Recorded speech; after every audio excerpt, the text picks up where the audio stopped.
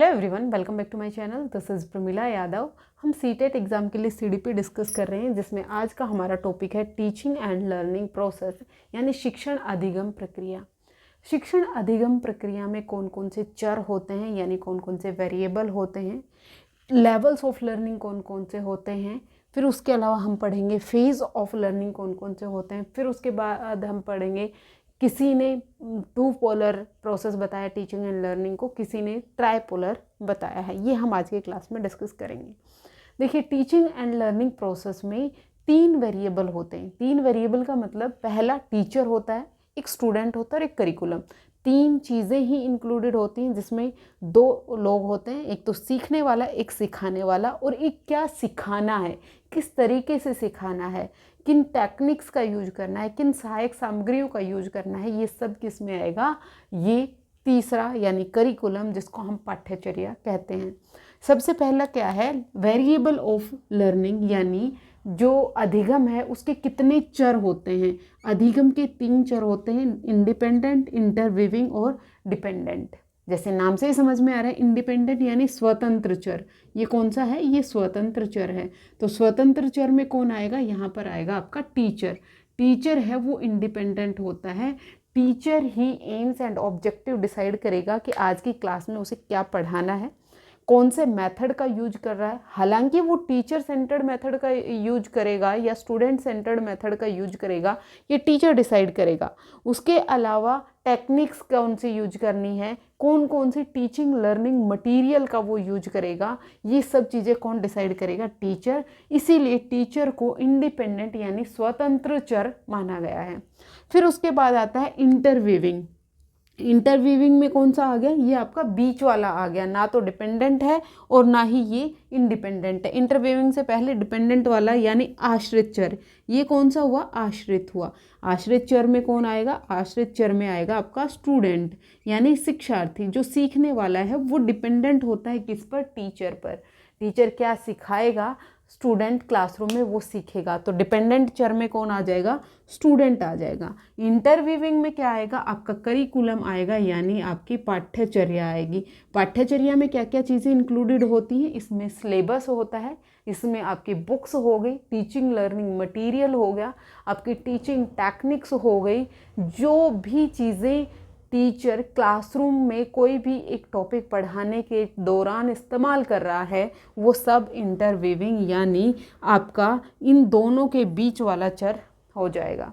तो वेरिएबल कितने हुए लर्निंग में, 3 वेरिएबल होंगे। कौन कौन से, इंडिपेंडेंट यानी टीचर, डिपेंडेंट यानी स्टूडेंट, और इंटरवीविंग यानी पाठ्यचर्या। होपफुली आपको वेरिएबल ऑफ लर्निंग समझ आया होगा। उसके बाद हम देखते हैं लेवल्स ऑफ लर्निंग, यानी जो अधिगम के स्तर कौन कौन से होते हैं। अधिगम के स्तर, अधिगम के स्तर 3 लेवल पर लर्निंग की जाती है। कौन कौन से लेवल होते हैं, मेमोरी लेवल यानी स्मृति सत्र। स्मृति स्तर है, ये सबसे लोवेस्ट होता है। ये कौन सा है, सबसे लोवेस्ट है, ये हायरार्की में है। सबसे लोवेस्ट मेमोरी लेवल सबसे लोवेस्ट होता है। ये मेनली जो प्री स्कूल बच्चे होते हैं, ये कौन से बच्चे हुए, प्री स्कूल वाले जो बच्चे होते हैं, प्री स्कूल वाले बच्चे यानी अर्ली चाइल्डहुड वाले बच्चे। कौन से, अर्ली चाइल्डहुड, यानी कौन सी उम्र हो गई अर्ली चाइल्डहुड, 2 से 6 वर्ष वाले बच्चे मोस्टली मेमोरी लेवल पर लर्निंग करते हैं। एक बार मैं आपको फिर से बता देती हूँ, जो बच्चे 2 से 6 वर्ष के होते हैं, जो बच्चे अर्ली चाइल्डहुड यानी प्रारंभिक बाल्यावस्था की उम्र के बच्चे होते हैं, जो प्री स्कूल में जाते हैं, जो अपनी केजीज में जाते हैं, वो बच्चे मेमोरी लेवल यानी स्मृति लेवल पर अधिगम करते हैं। अब ये स्मृति लेवल पर अधिगम कैसे करते हैं, ये समझते हैं। जब बच्चा स्कूल जाता है, बच्चे को ABCD सिखाई जाती है, बच्चे को काउंटिंग सिखाई जाती है, बच्चे को टेबल सिखाई जाती है। तो ये कैसे सिखाई जाती है, बच्चा इन सबको रट कर सीखता है। बार बार बच्चा क्या कर रहा है, ड्रिल कर रहा है, प्रैक्टिस कर रहा है, बार बार उसको बोल रहा है, रट रहा है। तो यहाँ पर बच्चा समझ कुछ भी नहीं रहा है, यहाँ पर अपना मेंटल फंक्शनिंग कुछ नहीं यूज कर रहा है, सिर्फ वो क्या कर रहा है, फैक्ट्स को लर्न कर रहा है, वो क्या कर रहा है, रट रहा है। तो यहाँ पर जब भी रटने की बात आए, जब भी मेमोराइजेशन की बात आए, तो वो लोवेस्ट लेवल होता है, और वो पहला लेवल है कौन सा, मेमोरी लेवल। उसके बाद दूसरा आता है अंडरस्टैंडिंग लेवल। अंडरस्टैंडिंग लेवल ये मेमोरी लेवल से ऊपर वाला होता है, सबसे लोवेस्ट में मेमोरी लेवल, मेमोरी लेवल से ऊपर कौन सा आया, अंडरस्टैंडिंग लेवल आया। अंडरस्टैंडिंग लेवल में बच्चा अपना दिमाग लगा रहा होता है, यहाँ पर टीचर और स्टूडेंट में इंटरेक्शन हो रही होती है। यहाँ पर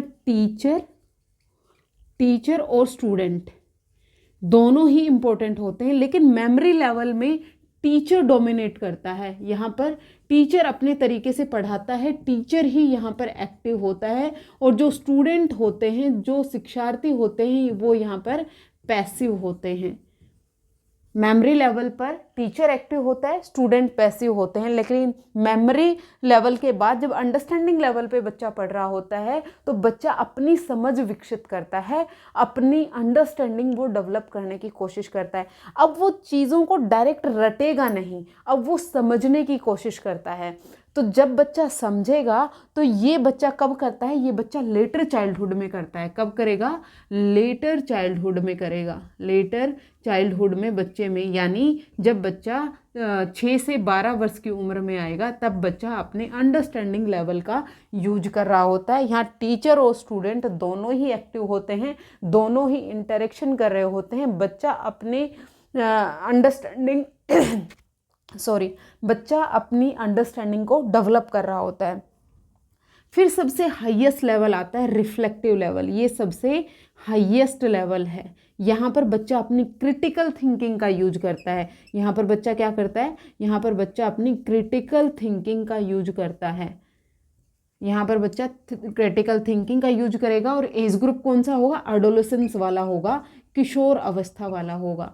किशोर अवस्था यानी 12 से 18 साल की उम्र में बच्चे में reflective thinking, reflective level, critical thinking करने लगता है। यहाँ पर बच्चा हाइपोथेसिस बनाने लगता है, यानी बच्चा उपकल्पनाएं बनाने लगता है। बच्चा किसी भी समस्या का समाधान करने में कैपेबल हो जाता है, यानी यहाँ पर बच्चे में प्रॉब्लम सॉल्विंग स्किल्स हैं वो डेवलप होती हैं। यहाँ पर जो कंसंट्रेशन है वो पूरा किस पर आ जाता है, स्टूडेंट पर आ जाता है। यहाँ पर स्टूडेंट सेंटर में होता है, स्टूडेंट केंद्र में होता है, और टीचर का रोल यहाँ पर एज ए फैसिलिटेटर हो जाता है, एज ए सुविधादाता हो जाता है।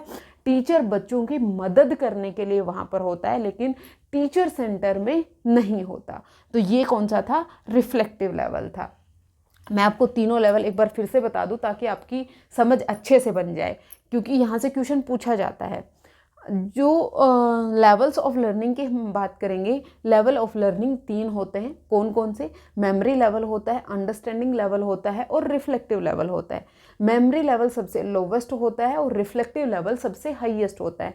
मेमोरी लेवल में स्टूडेंट पैसिव होता है, टीचर एक्टिव होता है, टीचर डोमिनेट करता है, टीचर ही डिसाइड करेगा कि उसे बच्चे को क्या और कितना पढ़ाना है। यहाँ पर बच्चा रट कर सीखता है, बच्चा मेमोराइजेशन करके सीखता है। यहाँ पर बच्चा अपनी अंडरस्टैंडिंग, अपनी मेंटल एबिलिटी का यूज नहीं करता है। ये किस उम्र में होता है, जब बच्चा अर्ली चाइल्डहुड में होता है, जब बच्चा 2 से 6 वर्ष की उम्र में होता है।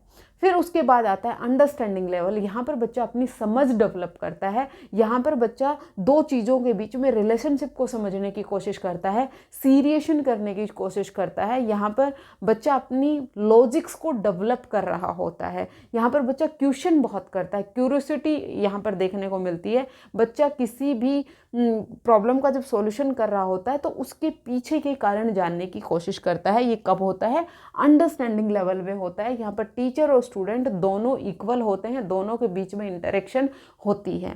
फिर उसके बाद हम बात करें रिफ्लेक्टिव लेवल की, ये हाईएस्ट लेवल होता है। जब बच्चा एडोलेसेंस में चला जाता है तो यहाँ पर बच्चा अपनी हाइपोथेटिकल डिडक्टिव रीजनिंग का यूज करता है। यहाँ पर बच्चा क्रिटिकल थिंकिंग का यूज करता है। यहाँ पर बच्चा अपना जो हाईएस्ट मेंटल लेवल है, प्रॉब्लम सॉल्विंग स्किल्स का यूज करेगा। यहाँ पर टीचर एज ए फैसिलिटेटर हो जाता है, एज ए सुविधादाता हो जाता है, और जो बच्चा होता है वो सेंटर में होता है। बच्चा अपने तरीके से चीज़ों को सीखता है। होपफुली आपको लेवल्स ऑफ लर्निंग क्लियर हुआ होगा।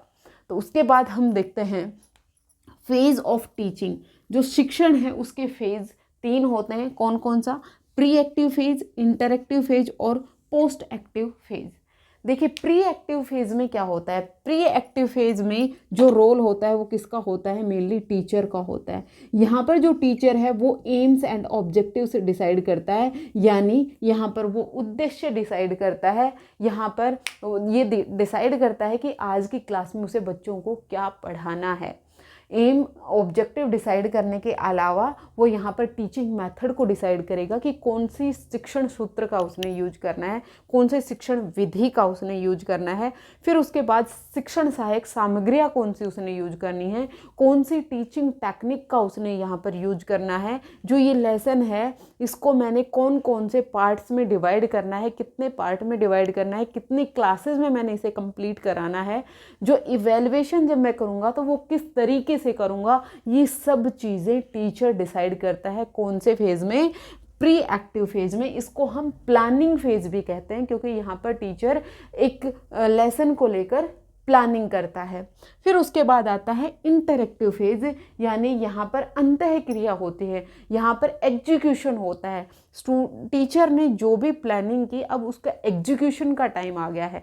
वो स्टूडेंट के साथ में इंटरेक्ट कर रहा होता है, अंतःक्रिया कर रहा होता है, आपस में क्वेश्चनिंग हो रही होती है, वो बच्चों को वो टॉपिक समझाने की कोशिश करता है। ये किस में आएगा, एग्जीक्यूशन फेज में आएगा, यानी आपका इंटरैक्टिव फेज में आएगा। फिर उसके बाद आता है आपका post active phase. Post active phase का मतलब अब लर्निंग हो गई है, आपने बच्चे को पढ़ा दिया जो आपने पढ़ाना है, उसके बाद आप ये देखना चाहते हैं कि जो आपने बच्चों को पढ़ाया वो बच्चों ने किस लेवल तक सीखा। क्या आपने जो एम्स और ऑब्जेक्टिव डिसाइड किए थे, क्या आप वहाँ तक बच्चों को लर्निंग करवा पाए। क्योंकि एक टीचर एक टीचिंग तो करवा देता है, लेकिन ये ज़रूरी नहीं है कि जिस लेवल तक टीचर ने टीचिंग कराई उस लेवल तक बच्चों ने लर्निंग करी होगी, अधिगम करा होगा। अब यहाँ पर जो टीचर है वो क्या करेगा, इवेल्युएशन करेगा, मूल्यांकन। मूल्यांकन कौन सी स्टेज में होता है, यहाँ पर मूल्यांकन पोस्ट एक्टिव फेज में होता है। हालांकि जब स्टूडेंट और टीचर के बीच में इंटरेक्शन हो रही होती है तो टीचर पढ़ाने के साथ साथ भी मूल्यांकन कर रहा होता है, लेकिन एक फॉर्मल मूल्यांकन जब बच्चा टीचर करता है वो कब करता है, पोस्ट एक्टिव फेज में करता है। अब वो यहाँ पर बच्चों से फीडबैक लेगा, अब वो मूल्यांकन करेगा तो उसे फीडबैक मिलेगी कि जो उसने बच्चों को पढ़ाया, बच्चों ने किस लेवल तक पढ़ा, उनको कहाँ कहाँ समझ नहीं आया, क्या क्या कमियां रहीं। वो दोबारा से प्लानिंग करेगा, अपनी टीचिंग मेथड को चेंज करेगा, टीएलएम का यूज करेगा या टीएलएम को चेंज करेगा, टेक्निक्स को चेंज करेगा, और फिर वो बच्चों को दोबारा पढ़ाएगा। ये फेज फिर से शुरू हो जाएगा, प्री एक्टिव, इंटरैक्टिव और पोस्ट एक्टिव। तो जो आपके फेज ऑफ टीचिंग है ये कितने हैं, 3 हैं, ये आपको याद रखना है। इन सब के अलावा हम देखें, कई बार आपके एग्ज़ाम में क्वेश्चन पूछा जाता है कि जो टीचिंग और लर्निंग प्रोसेस है क्या ये बाईपोलर है या फिर ये ट्राईपोलर है। बाईपोलर और ट्राईपोलर।